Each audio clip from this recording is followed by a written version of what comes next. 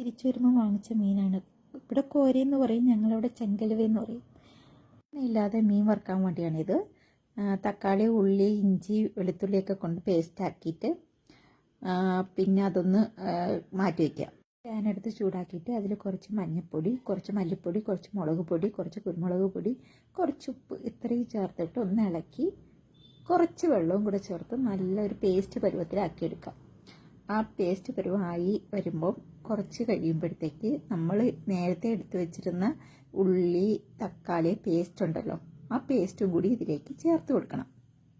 ഇപ്പോൾ ഇതിൽ ചേർത്ത് കഴിഞ്ഞ് കുറച്ച് നല്ല ഇങ്ങനെ ഇളക്കി അതിൻ്റെ വെള്ളം ഒന്ന് കുറുകി വരുമ്പോൾ കുറച്ച് പുളി, ഇതിൽ ഞാൻ കാണിക്കാൻ വിട്ടുപോയി, കുറച്ച് പുളി പുഴിഞ്ഞ് അതിനകത്ത് ഒഴിക്കുക, കുറച്ച് ഉപ്പ് ഇടുക, ആവശ്യത്തിന് ഉപ്പ് ഇട്ടിട്ട് നല്ല ഇളക്കി അതൊന്നൊരു ഗ്രേവി പരുവമാകുമ്പോൾ അതിനകത്തേക്ക് നമ്മൾ മീനിൻ്റെ കഷ്ണങ്ങൾ ഇങ്ങനെ പിറക്കിയിട്ട് കൊടുക്കുക.